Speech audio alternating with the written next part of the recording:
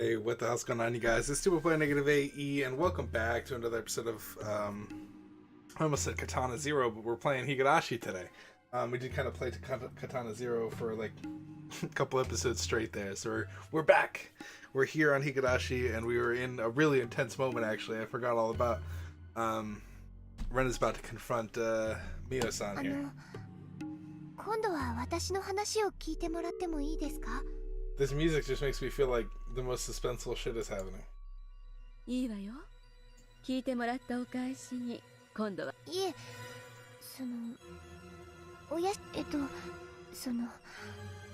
笑われないかとても不安。笑わない。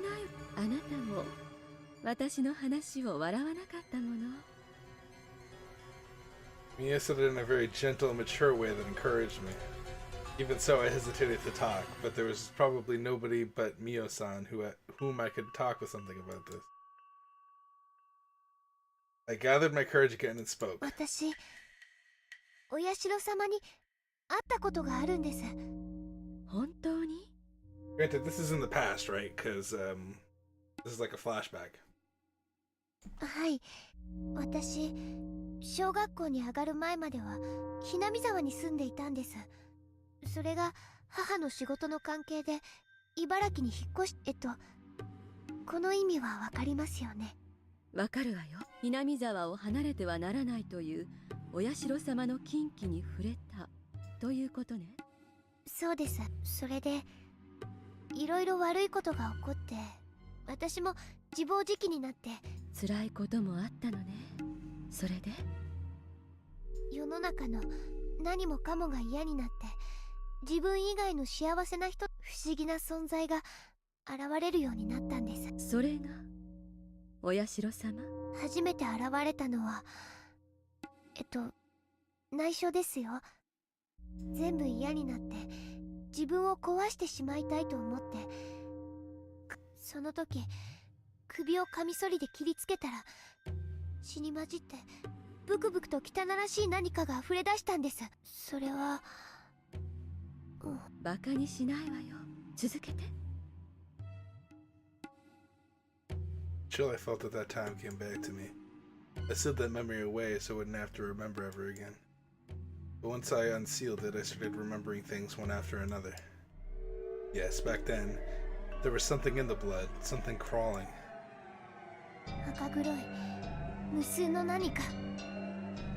それらは首から血がこぼれるのと一緒にわらわらと湧き出してきました。しかもそいつらは外へ溢れまいと傷口から。私、そんな気持ち悪いのに体内に戻られたくなくって書きました。首の傷を引っかいてほじくり出そうとしました。Ah, that makes me shiver. でもそれ以上は痛くて血まみれになるばかりで。I swear, if I cut my body and like bugs started coming out of it, I would end my life. それで That's when I'm dead. That's when I'm gone. You see it on the news. I'd be dead immediately. 私の体の中には血管いっぱいにあの気持ち悪いのがぎっしり詰まってるんじゃないかって。Yeah, I そ would. れで私は試しにカミソリで股の血管を開いてみました。そしたら溢れてきたんです。ドバッと、わらわらっと。 Yep, that's when you stab yourself. That's when it's like, oh, really? Goodbye. I don't even know how that would happen. It's obviously a delusion. But at the same time... そいつらは血と一緒にドバッと溢れ出すけど、すぐに元の血管の中に。それがとてもかゆい。Let's bring a doctor. No, don't claw at it like that. Bring me a sedative. Hurry. Hold her down. 私の血管の中のやつをやっつけて、血を全部抜いてきれいにして。私の血管には変なのがいっぱい詰まってるの。どうして信じないの？見せてあげるから。見れば信じるでしょ。注射は嫌。いや。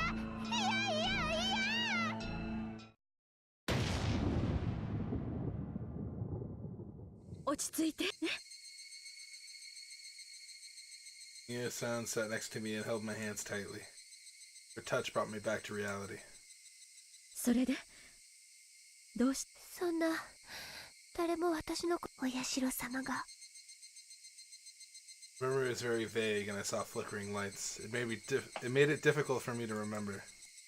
Met Yashiro-sama. The sentence is all I remembered. The memory of actually meeting Oyashiro-sama was unbelievably vague. After I got out of the hospital, I continued being treated at home. I still felt something moving in my veins, so I wanted to cut my body to make the blood ooze out so I could make sure there were no maggots in there. Usually I was sleeping like the dead because of the strong pills I was taking. But one day I forgot to take the pill and my consciousness was very clear. I felt the maggots moving through my veins and felt the urge to look inside. God, it makes...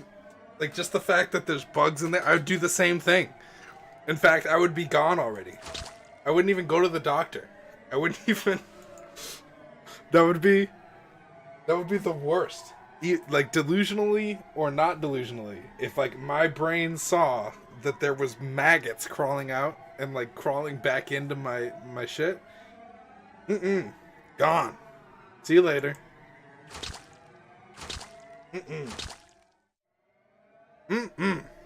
No way. Water, blood, and maggots ran down the drain. Just like squeezing the pus from a pimple, I squeezed the vein. Oh, God, it makes me... Just the fact, like, maggots inside your body in the same sentence just, like, freaks me out for some reason. That's, like, the worst. I can't think about that. I thought I might die from losing too much blood, but I kept doing it. Yeah. It's a good price to pay. Gosh, I would not be able to live. I would need to be a vegetable for the rest of my life. Like, you would need to give me heavy sedative pills. I'd be in the same situation. Absolutely not. Very bizarre sensation. Never experienced anything like it in my life. All of a sudden, the dark bathroom was filled with a bright light. It's very bright but gentle. Please remove the maggots from my body. I'd follow Oyashiro-sama too. It was very warm and gentle. That was Oyashiro-sama. Oyashiro-sama was looking at me. Jesus. The maggots started melting and disappeared in front of my eyes. Good. As he touched my wound, the maggots started melting and disappeared in front of my eyes. That wasn't all. All the maggots that were moving throughout my veins disappeared too. Oyashiro-sama taught me. These maggots were the curse. People of the demon's blood can't live outside Hinamizawa. It's the rule. Unfortunately, you've been cursed. It's very sad and I feel sorry for you. There's only one way to save you. That's what he said. What should I do? The answer was very simple. All I needed to do was go back to Hinamizawa. I unconsciously knew that before I heard it from Oyashiro-sama. People who were born in Hinamizawa must never leave. But I broke Oyashiro-sama's rules and left Hinamizawa. That's why my family was broken and I lost my mind. If I hadn't left Hinamizawa, nothing would have gone wrong. And so I had to go back. Oyashiro-sama also told me this.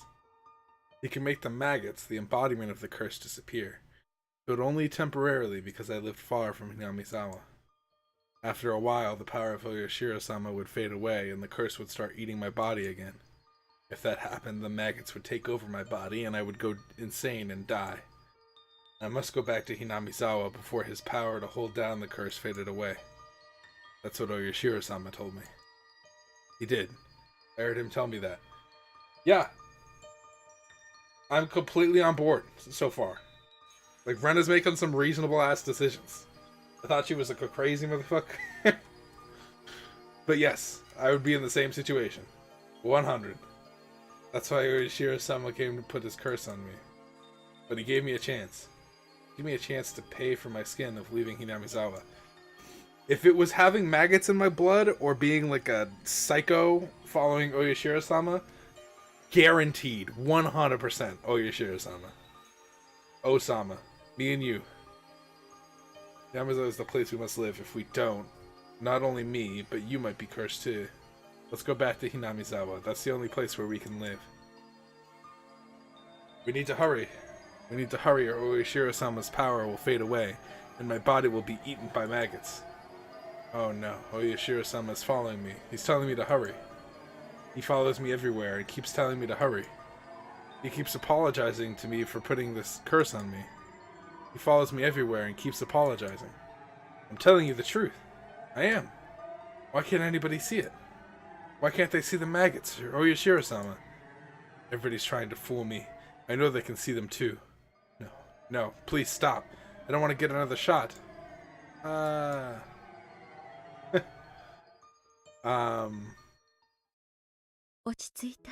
Okay, so she's crazy because she's the only one that can see the maggots. But like, if your brain is telling you that there's maggots in your skin, right, and you cut it open, your brain is going to think that there's maggots in there no matter what. So I can't blame what's her name, you know? Like, she can't help that her brain is telling her that there's maggots inside her blood. And that's like a terrible feeling, I imagine. I obviously haven't had maggots in my blood. Wow, that makes me cringe. I have no idea why it makes me cringe so much, but Jesus. Doctors told me that the memory was just my delusion.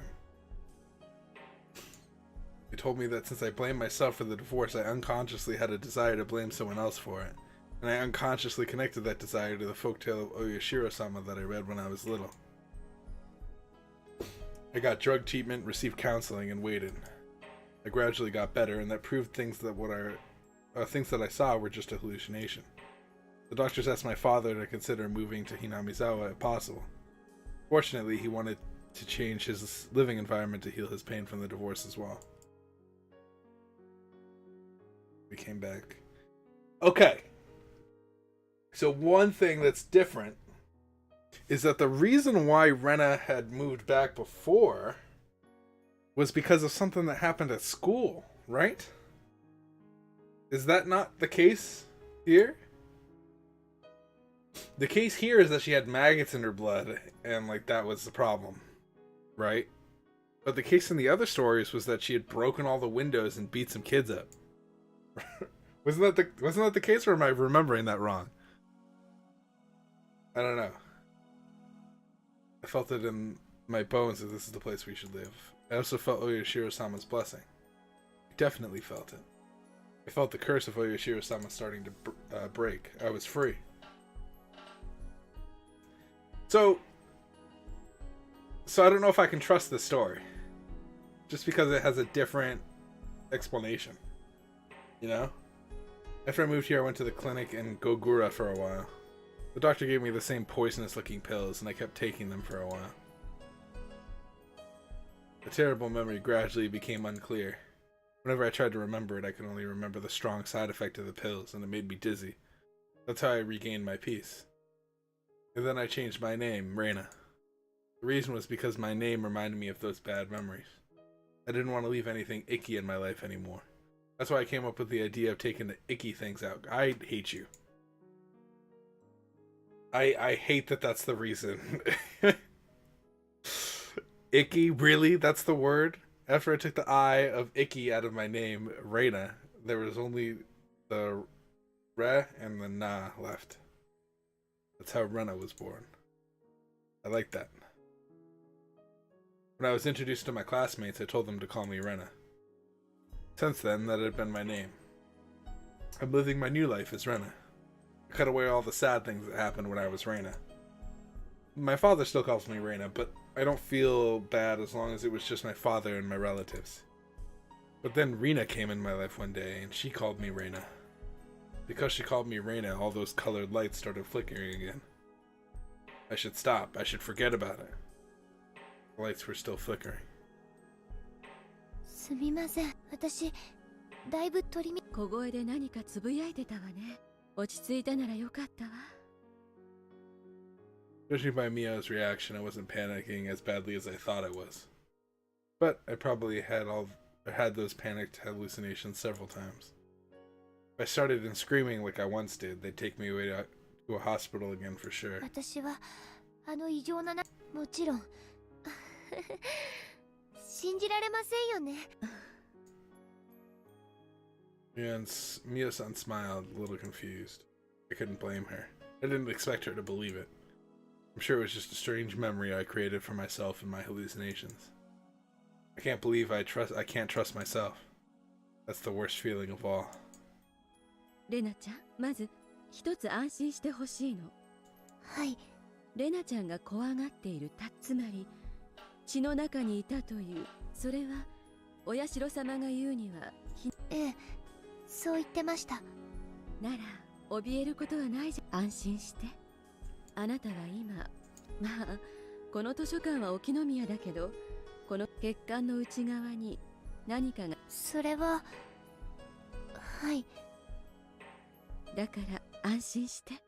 あなたは今お社様の戒律を。だから何も恐れなくていい。だってそうでしょ。Interesting. ね。はい。はい。I didn't know until then that she was such a warm-hearted person.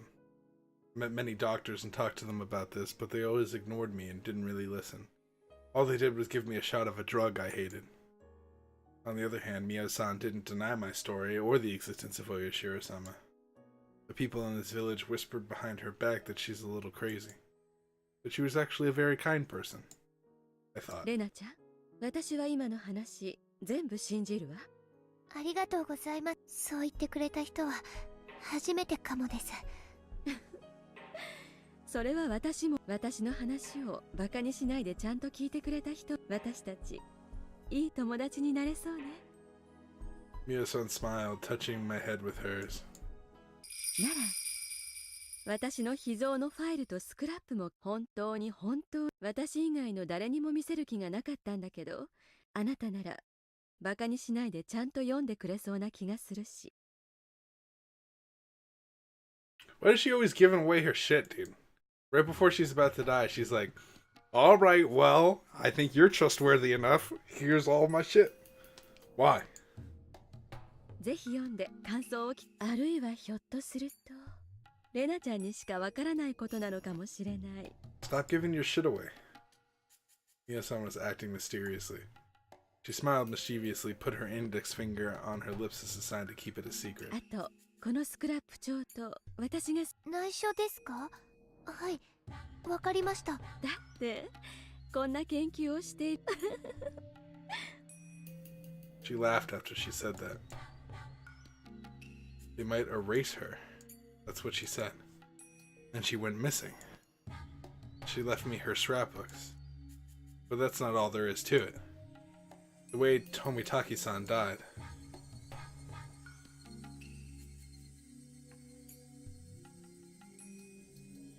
She caused by some kind of drug, but I know what really happened. I didn't tell Uishi-san about it. I don't think he'd believe me even if I told him. Without a doubt, Tomitaki-san died trying to get rid of the maggots. There's nothing other than the curse of Oyashiro-sama. Okay! If that's what happens, and you're trying to get... But see, here's the thing.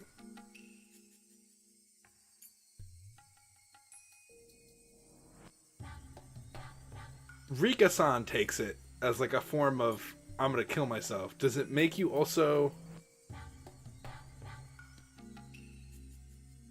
Leave Hinamizawa isn't the only real rule of Oyashiro-sama. There are more. He might have broken one of them without knowing it. Uishi-san told me. Tomitaki-san was taking pictures of his with his camera on, flash on during the secret ritual dance. Some people got mad at him for it. Did Oyashiro-sama put a curse on Tomitaki because he violated the sacred ritual dance? It might be for another reason. Anyway, he died from the curse of Hinamizawa, Oyashiro-sama, without a doubt. Does that mean Oyashiro-sama put a curse on Mio-san too? Investigating the gods is the same as getting close to the gods. It's disrespecting them. But Mio-san told me that they might get rid of her if they found out about her investigation. By they, she meant humans. Plus, according to her theory, the three families are in a conspiracy to revive the faith of Oyashiro-sama. But I can tell by the way that Tomitaki-san died, it was an act of the curse. I'm certain about that because I experienced the curse myself. At first glance, that seemed incompatible with those conspiracy theories about human beings. I remember that Oishi told me about some kind of drug that can make a person commit suicide. So, do the three families have a secret drug that can cause the curse of Oyashiro-sama? That's impossible. Plus, I didn't get any shots of a suspicious-looking drug like that. Or a suspicious drug like that. I had a normal life in Ibaraki. I wasn't involved with the Sonozaki family or Kimiyoshi family. Oishi-san asked me a favor. He asked me to tell him secretly if I saw or heard anything suspicious. It could be about Mi-chan, Rika-chan, or anybody in the village. Mio-san believed my story about Oyashiro-sama, and now she's gone. Tomitaki-san died doing the same thing I did. No. I don't want to get involved with the curse of Oyashiro-sama. Neither do I, if that's what it is. It's maggots in your blood? I also feel like maybe this is a different not timeline, but world line, I guess, is what you would call it. Is it a conspiracy of fanatical cult members, or is it the curse of Oyashiro-sama? Oh, isn't that the question? If there's one question that sums up this entire game, and the flip-flopping, you really just have to have a single question, and then make a game around, is it true or is it not true? I don't know. Crazy. Is everything just a set of coincidences, or maybe it's a mixture of conspiracy and the curse? I think it's like world line changing. Is it the work of humans, the curse, or a coincidence? No, even the light of the sunset was making me feel dizzy. When did the sunlight in Hinamizawa get so mean? Mio-san told me to keep her investigation a secret. I have her top secret scrapbooks. They might hold the truth about everything. When I realized that, I got scared all of a sudden. I don't have the same way as Mio-san because I have her scrapbooks. If it's a conspiracy, I'll be erased. If it's the curse, I'll be cursed. I should burn the scrapbooks. That's the safest thing to do. But Mio-san believed my story. Mio-san listened to me without laughing. It'd feel wrong to burn them without taking a look. If it's a conspiracy, I have to expose it. If it's the curse, I have to break it. I shouldn't run away. I should fight. That's right. I decided to fight to seize my happiness. I shouldn't give in to misfortunes. I have to fight. I'm going to get rid of all the things that are trying to ruin my peaceful life. I'm going to read her scrapbooks when I get home. I started walking faster. Ooh. If that's the curse of Oyashiro-sama, I am on board. But what drug makes you do that? It makes you see maggots in your blood? Like a hallucinogenic? But why? And who would make that? For what reason? To kill? For that exact reason? Icky things is the achievement I just got. Icky things. Get the fuck out of here.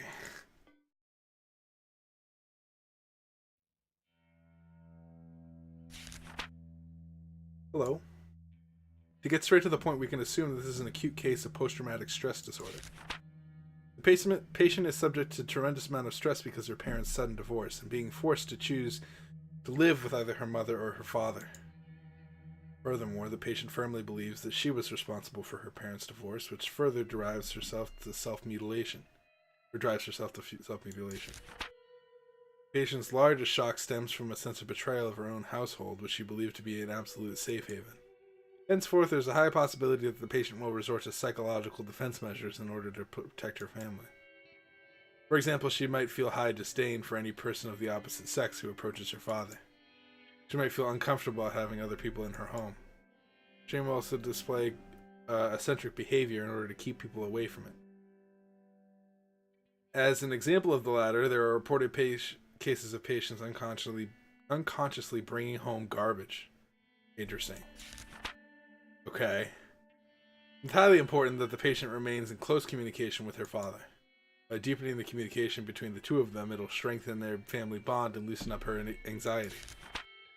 Since the patient only shows acute signs of acute syndrome in this case, there's a very good chance that she'll recover in 3 months with her father's support and proper medication.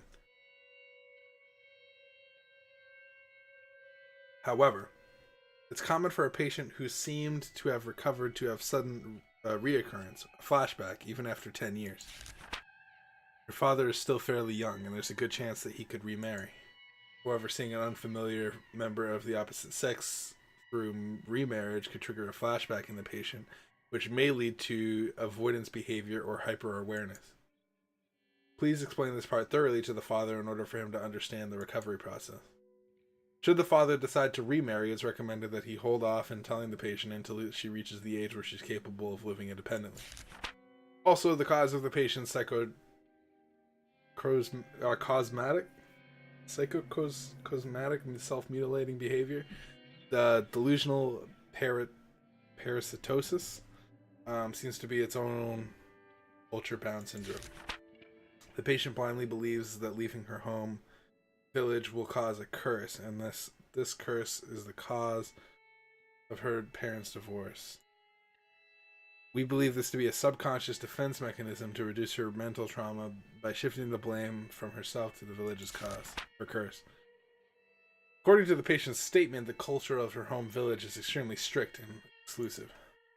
The patient believes that there's no way to be saved from the curse other than by going back to the village, as the curse will continue as long as she lives in her current environment. Through this, we see an inclination of schizophrenia, and we believe that the chances are high that the patient will continue to alter their perceived reality. Schizophrenia, a case where patients' personalities are reduced, causing altered perceptions of reality and delusion. I know what that is. Although, her delusions about the maggots dwelling in her blood is a perfect example. It's also the cause of her psychochromatic self-mutilating behavior. When a delusion involves the psychocosmetic self-mutilating behavior, psychosomatic? It's gotta be what it is, psychosomatic. It's extremely dangerous. Every time it pops up again, I have to rethink about how that word is pronounced. I highly recommend for the father to move back to the village if he's financially capable. Allowing her to live with her relatives in the village might also work. If such a strong belief can induce these symptoms, such as self-mutilation, then there might be other cases similar to this one.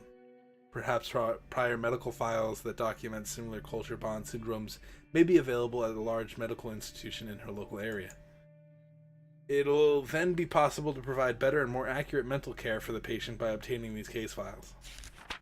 This B5-sized letter was with a bunch of memos. The following was on the back side of the letter.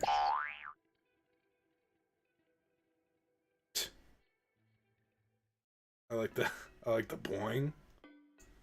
Freaking anime sound effect when something stupid happens.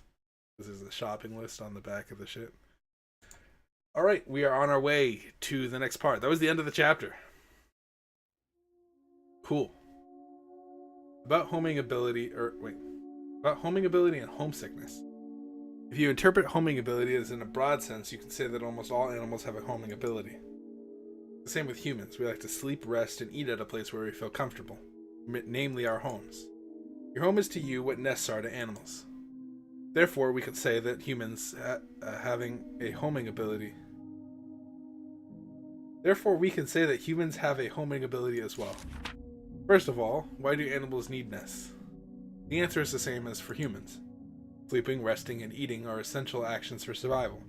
At the same time, those actions leave one defenseless as well. That's why you need a safe area where you can be defenseless. Everyone knows that not having this safe area results in a high level of stress. When you move an animal to a new environment, it naturally becomes stressed.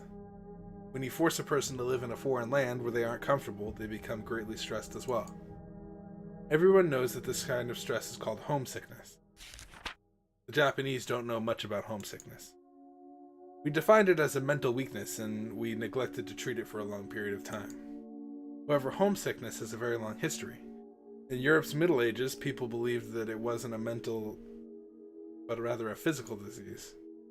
People also believed that out of everyone, the Swiss got the disease the most. The Swiss, you see, were known to be an ethnic group that worked away from home in that era. They lived far away from their homes. There was no Okay. There were no telephones at the time, so they couldn't even hear their families' voices for ages and ages. It's easy to imagine that the young Swiss workers got homesick while working in a strange land. These Swiss who got homesick wanted to go home, but they couldn't because of their jobs. Conflict made them weak physically and mentally. Some of them went crazy and tried to escape from their reality by committing suicide or running away.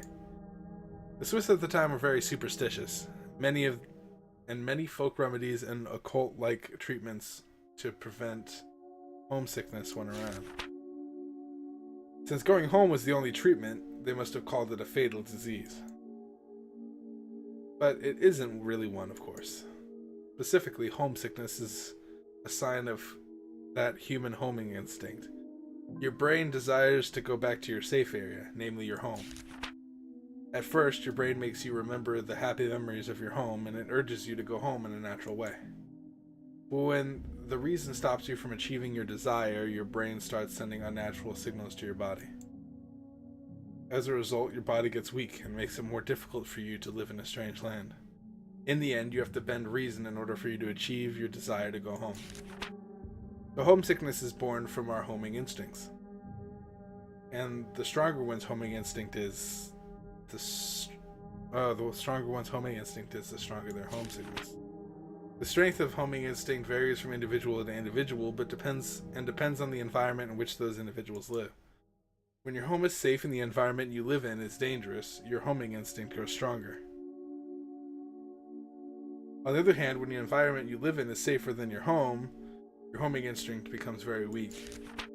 Safety isn't the only element that affects its strength. Cultural aspects affect it too. There are many customs demanding families return home from major events. With each region, so your birthplace culture also alters your strength of your homing instinct.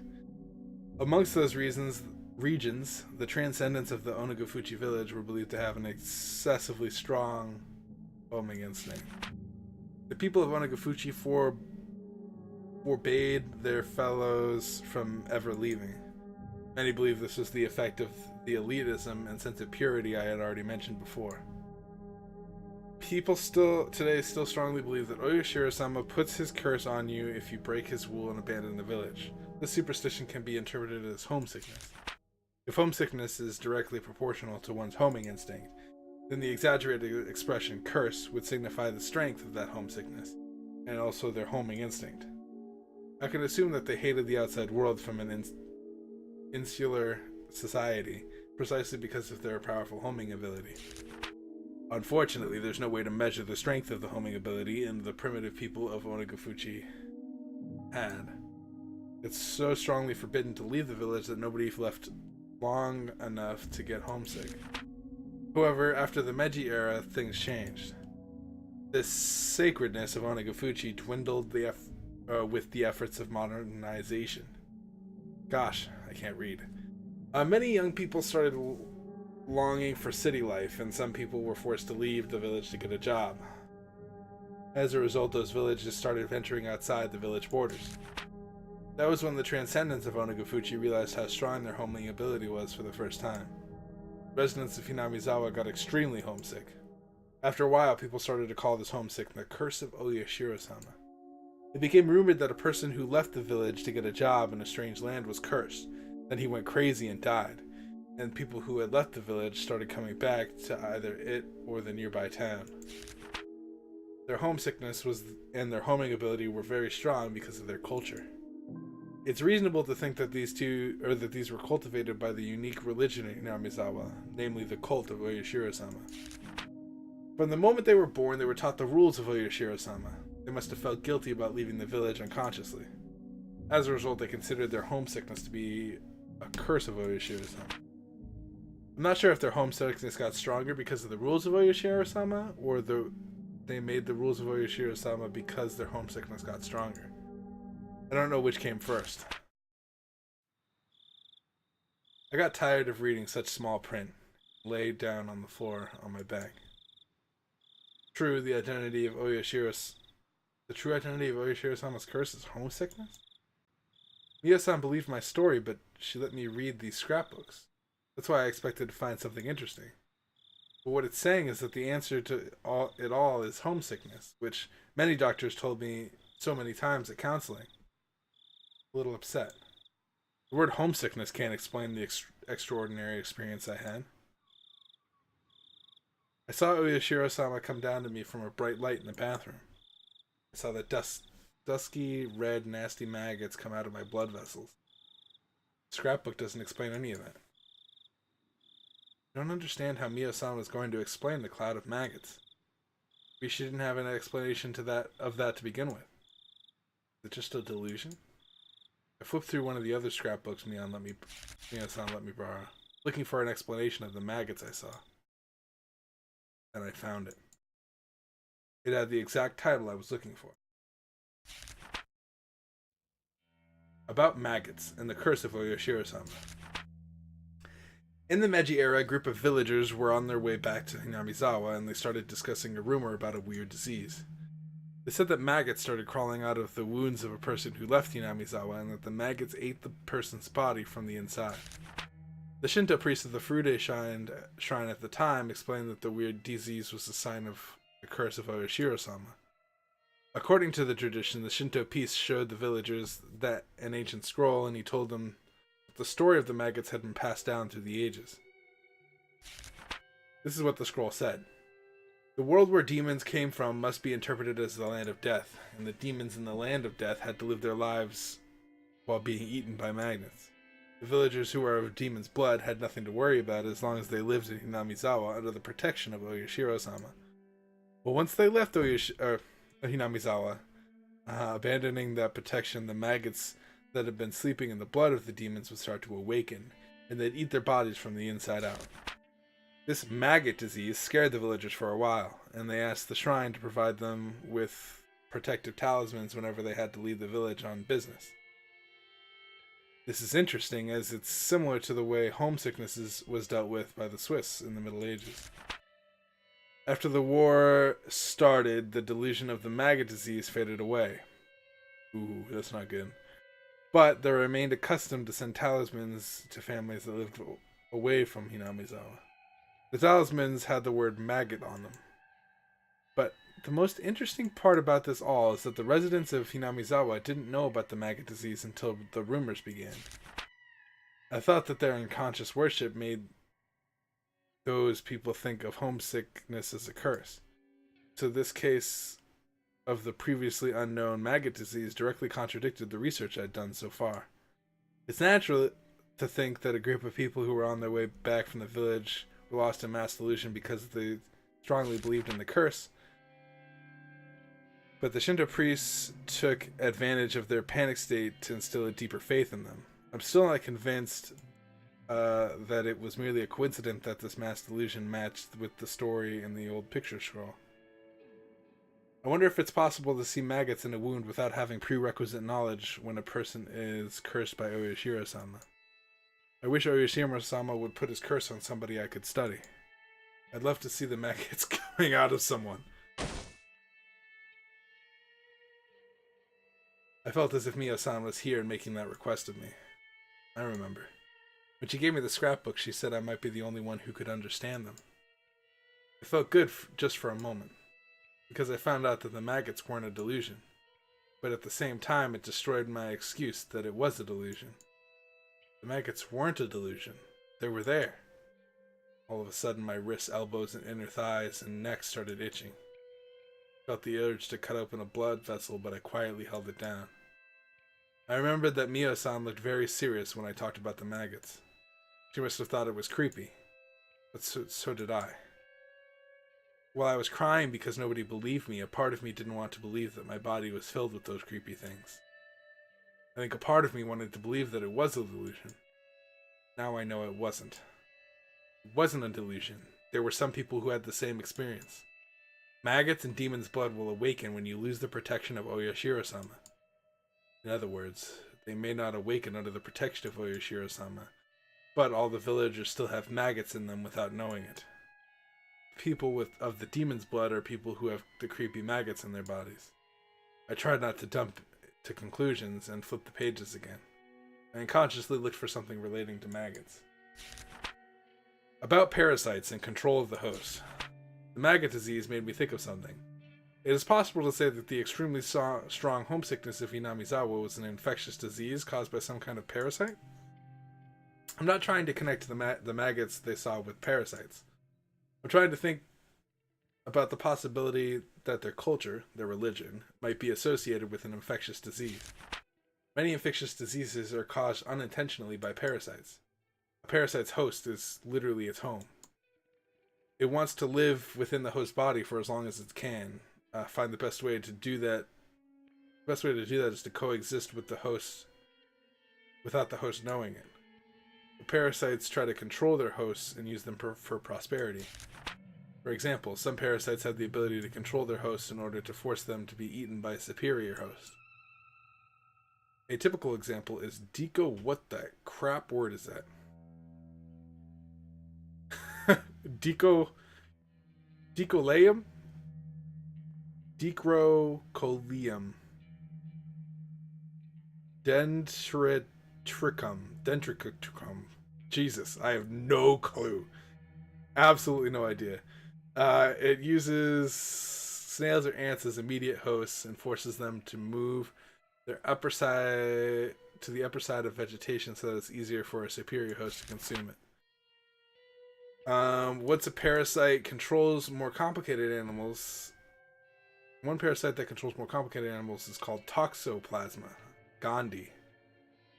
It uses mice as immediate hosts, with superior hosts being cats. Really? Toxoplasma gondii does that? Is that a real parasite? Are we talking like actual parasites? That's kind of cool to think about. The parasite makes a mouse lose its fear of cats in order to increase its chance of being eaten, so that the parasite can live within a cat instead. There are parasites who choose hosts at random. The rabies virus is commonly known for that. It lives and breeds in the brain of a host and moves into the host's saliva through the salivary glands. It makes the host extremely aggressive in order to make it bite things randomly, so that in turn it can move into other hosts through the saliva. That's what rabies does. Many parasites have a similar ability to control their hosts to their benefit. The examples I used above are about parasites who move into other hosts to prosper, but I think there must be some kind of parasite that controls its hosts in order to have a comfortable environment in which to live. I wanted to try and connect this theory to the abnormal homing ability and homesickness of Onegafuchi. Wait, did I just put that? Yeah, Onegafuchi residents. Okay. Let's say there's some kind of parasite that exists in Hinamizawa, and it lives within all of the villagers' bodies. For the parasite, Hinamizawa is the most comfortable environment to live in. So it gives the hosts a strong homing ability in order to make them stay in Hinamizawa. Furthermore, it causes the host to get homesick when they ignore this homing ability and try to leave. Parasites need hosts in which to live. It's convenient for them if their hosts build a community in the environment where it feels comfortable. This theory makes it easier for me to explain my theories I described earlier. The transcendents of Onegafuchi knew about the existence of this parasite. They knew that as hosts of the parasites, they couldn't live outside the village. That's why they needed a culture and rules and that prohibited contact with the outside world. It also explains why people acted so abnormal during the dam conflict. So the demons that came out of the swamp in the legend of Oyoshiro-sama can be interpreted as the mass spread of the parasite. That seems like the most logical piece of sense that I've ever heard in my entire life. That sounds so logical, that might just be exactly what's happening. That's the most logical explanation for what's going on I've heard in this entire game, and we're on chapter fucking, I have no idea, 6? Theory is too crazy. I should have just laughed about it. But I felt bad for Mio-san, so I decided not to. Hinamizawa is controlled by a parasite? You could use that theory to explain how the maggots came out of me.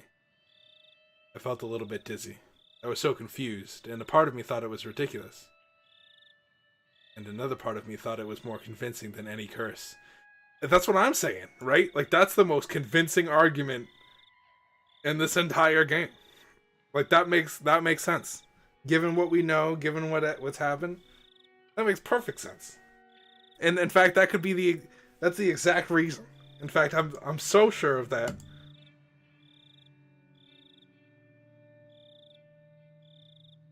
But Mia-san probably erased because she wrote these, so the contents must be something they can't ignore.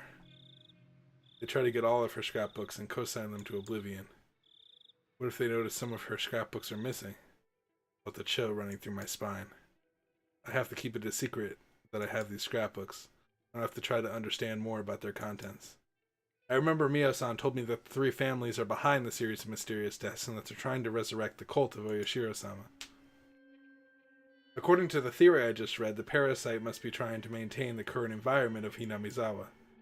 The healthiest environment for it is a completely closed village like the primitive Onagafuchi.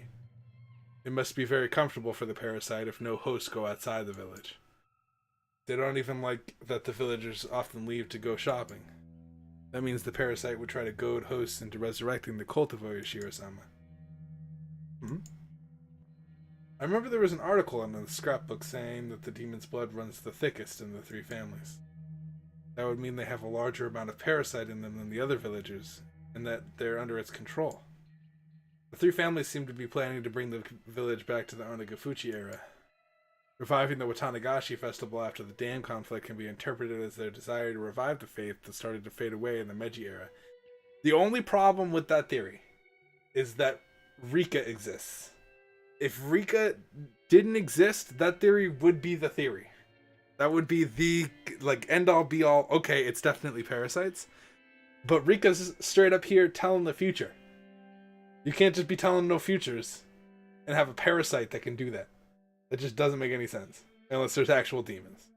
So, until they can explain how Rika's existence, her telling the future, her changing personality, and all that is caused by a parasite, then I start believing the parasite theory. But I don't know. I don't believe that. Have great influence over the region and public organizations. What's going on here? I thought this to be a poorly written theory, but pieces fit together one after another. I've never played a jigsaw puzzle as crazy as this. I felt my brain swirling due to this absurd theory, and part of me thought this was ridiculous. Another part of me thought I might be about to expose an unbelievable truth. When I tried to look at the center of it, I felt as if I was going to fall into the whirlpool and drown. I'll have to devote myself to reading more seriously. There must be some truth to this. It caused misfortune and made my life miserable after I moved to Ibaraki. I might be able to find the truth, including the cause of my parents' divorce and my desperate behavior. Right then, I heard a knock on the door all of a sudden, scaring me. Guys, before we get into anything here, I'm going to go ahead and save it here. Thank you guys so much for watching. If you guys enjoyed this episode, please hit the like button, subscribe if you haven't done so already. Lots of visual novel, roguelike stuff going on. Interesting. Very interesting. The most plausible theory that we've ever heard has happened. Parasite. That's probably, it would explain why. No, it wouldn't explain things. It explains things, but it doesn't explain things. Like, it explains the actions of the villagers and stuff like that, but it doesn't explain like everything, which is a problem, right? We could chalk Shion up to just being a crazy bitch, which is fine. She can just be crazy because they were supposed to be Mion, something about demon's blood and loyalty and all that. I don't know. That was a weird story. But it doesn't explain a lot of things. Like, why was Rena acting so weird in the first one? Why is Rika a soothsayer and like changing personalities? So does Rena. Rena changes personalities too, so that's kind of weird. Whenever you mention Satoshi-kun, she kind of goes crazy. I don't know why she would do that if this is the story that's being presented. I don't know. And then none of the stories match up and timeline, so that also doesn't explain anything. So there's still so much that is not explained by that parasite theory. So it leads me to believe that that's just a plausible theory that the developer thought up at some point and was like, dude, this could explain a lot, and so he put it in there. I don't think that is what's happening. I strongly believe that there's demons only because I feel like what this game's probably doing is they're making every attempt to try and explain to you every different way so that you just kind of give up and be like, there has to be demons. And then as soon as you get to the end, it's like everything's explained normally. I can see that happening where they're just like, here's the end of the game. Okay, here's exactly how everything occurred. And like it just blows your mind that it can be explained. As far as I'm concerned, I still think there's demons. It would make sense if there were demons. And I guess what I mean by demons, and I've said this a lot. I've said that there's demons. But what does that mean? It means that there's magical entities. If there are entities that are magical that can use magic to do things, then that counts as a demon. Does that make sense? Hopefully that makes sense. What my theory is. I feel like there's at least one magical being going on. At least one, because it would explain a lot of things. It would explain why people are hearing stuff. Like if Mio-san was a demon, then that would make a whole lot of sense. We're also forgetting that Mio-san killed Tomitaki for some reason at some point in one of the stories. In one of the stories, she was like carrying Tomitaki's body, so it doesn't make any sense. What's happening? Nothing makes sense. So I gotta figure out what's going on. Anyway, I've bored you guys to death too many times before. I hope to see you guys in the next one, whenever that may be. And peace out, you guys.